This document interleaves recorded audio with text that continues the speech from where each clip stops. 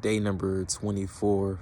I'm recording this on 25, but I'm going to be referring to day 24 because a lot of personal stuff been happening, so I just couldn't record it last night. It was a lot going on, so I'm just recording now. But what that's helped me realize on this journey, and I think I said it a couple of days ago too, is when you start to heal in one area, the devil starts attacking you from other areas. That's why, as Paul mentions, we have to put on the full armor of God to withstand these attacks from the devil.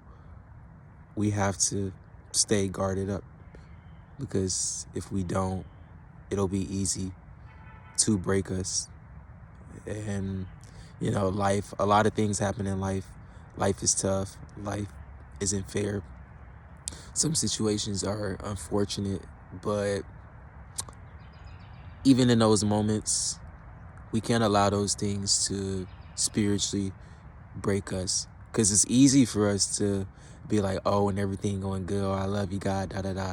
But when the battles come, the tests come, and all those different things come, well, why me, God? Why this? Why that? But no, we have to still maintain that spiritual strength through both the good and the bad, like Paul, being content through in both the good and the bad. That's the whole point of Philippians 4:13, him doing all things through Christ who strengthens him being content with whatever happens regardless. So we have to have that same level of contentment, because if we don't on this journey, when bad things happen in our lives, it's easy for us to go back to those coping mechanisms and things that we were doing before. When something happened to a loved one that breaks us spiritually, we resort back to our old ways for like temporary healing, by going to watch porn, or just looking at women, or going to fornicate with somebody maybe on the dating app or whatever, just to get our mind off of that thing.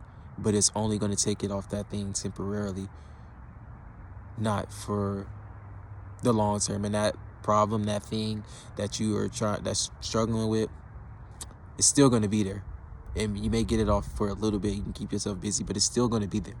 So it's just something you have to give to God, and you got to put on that armor, because like I said, it's really tough for me right now. It's hard recording this video. I don't know if you can tell, but it's just hard even recording this still like a day later. But I got to remain strong. I got to remain faithful to the journey, not just for myself, but for the people around me and for God, because I want to honor God, not to receive anything, but because it's the right thing to do.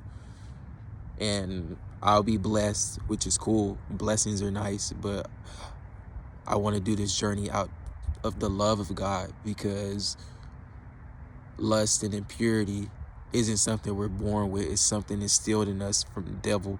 We were kids, and that just so happened to be the case for me. Like, I can't even remember sexual memories as early as like 5.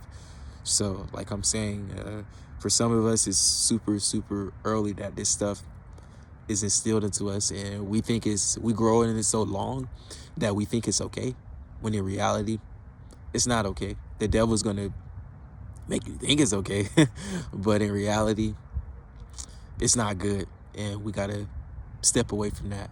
And if we don't have the armor that the Bible talks about, if we don't have that armor, that solution that God offers us, if we don't have him, if we don't have his help, then we're going to continue to fall back into this sin of lust and sexual impurity when we feel down. I know that's something like, even feeling this way, it's easy to, like, for me, like the thoughts was trying to come back today of, oh, well, you'll feel better, just peace yourself with this thing, because that's what you did before. But I had to tell myself, no, I'm not going back to that trap. And I've been making it too far to just give in and give up right now.